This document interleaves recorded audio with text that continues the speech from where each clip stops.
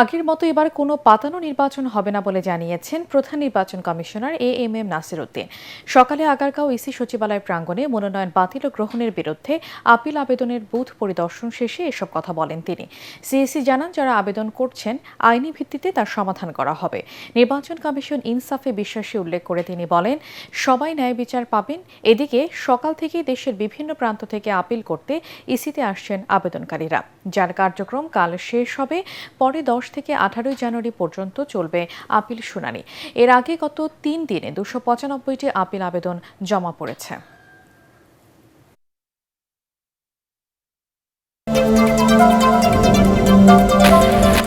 ডাকসু, জাকসু ও চাকসু নির্বাচনের পর এবার জগন্নাথ বিশ্ববিদ্যালয়ের ছাত্র সংসদ যোগসু নির্বাচনেও বড় জয় পেয়েছে ইসলামী ছাত্র শিবির সমর্থিত প্যানেল। ভিপি, জিএস এবং এজিএস পদ সহ অদম্য জবিয়ান ঐক্য প্যানেল 21টি পদের মধ্যে 16টিতেই বিজয়ী হয়েছে। অপরদিকে ছাত্রদল ও ছাত্র অধিকার পরিষদ সমর্থিত ঐক্যবদ্ধ নির্ভীক জবিয়ান প্যানেল জিতেছে 5টি পদে। ভোট গ্রহণের 32 ঘণ্টা পর বুধবার দিবাগত রাত 1টায় প্রধান নির্বাচন কমিশনার অধ্যাপক মোস্তফা হাসান আনুষ্ঠানিকভাবে এই ফলাফল ঘোষণা করেন।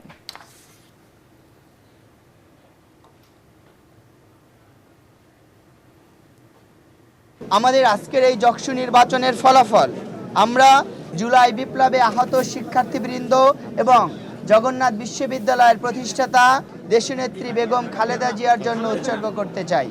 আমরা বিজয় হয়েছি, তার মানে আমরা ভুলের ঊর্ধ্বে নয়। আমরা কোনো ভুল করলে অথবা আপনাদের দেওয়া কোনো প্রতিশ্রুতি বাস্তবায়ন করতে না পারলে আপনারা আমাদেরকে শুধরে দিবেন। ইসলামী ছাত্র শিবিরের প্যানেল যে বিশ্ববিদ্যালয়, সকল বিশ্ববিদ্যালয় আলহামদুলিল্লাহ বিজয় অর্জন করেছে এবং আমাদের প্রতিশ্রুতি অনুযায়ী প্রতিটি বিশ্ববিদ্যালয়ে ইসলামী ছাত্র শিবির তাদের কার্যক্রমগুলো সুষ্ঠুভাবে পরিচালনা করছে। রংপুর, রাজশাহী, খুলনা, যশোর ও মৌলভীবাজার সহ 10 জেলায় চলছে মৃদু থেকে মাঝারি শৈত্যপ্রবাহ। আজ দেশের সর্বনিম্ন তাপমাত্রা রেকর্ড করা হয়েছে শ্রীমঙ্গলে 7 ডিগ্রি সেলসিয়াস আর ঢাকার তাপমাত্রা 12.9। শনিবার থেকে ঢাকা সহ দেশের বেশিরভাগ অঞ্চলে শীতের তীব্রতা আরও বাড়তে পারে বলে জানিয়েছে আবহাওয়া অফিস। আগামী কয়েকদিন তাপমাত্রা আরও কমে শীতের দাপট বাড়বে বলে আবহাওয়ার পূর্বাভাসে জানানো হয়েছে। আবহাওয়াবিদ হাফিজুর রহমান জানান, চলতি মৌসুমে জানুয়ারি মাসে আরও কয়েকটি শৈত্যপ্রবাহ হতে পারে। দক্ষিণ পূর্ব বঙ্গোপসাগরে সুস্পষ্ট লঘুচাপের কারণে ঘন কুয়াশা কিছুটা কমে বাতাসের তীব্রতা বেড়েছে বলে জানান তিনি।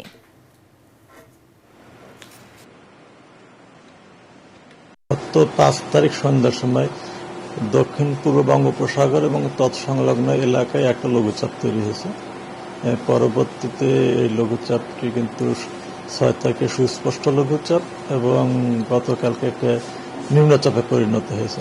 এটা দক্ষিণ পূর্ব বঙ্গোপসাগর তৎসংলগ্ন এলাকায়। এটা আজকে সকাল 6টায় এটা আরও ঘনীভূত হয়ে গভীর নিম্নচাপে পরিণত হয়ে বর্তমানে দক্ষিণ পশ্চিম বঙ্গোপসাগর এবং তৎসংলগ্ন এলাকায় অবস্থান করছে।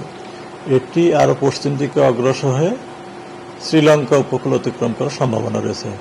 আর এর প্রভাবে প্রভাবে আসলে বাংলাদেশে ওরকম কোনো বৃষ্টিপাত বা কোনো সম্ভাবনা নেই।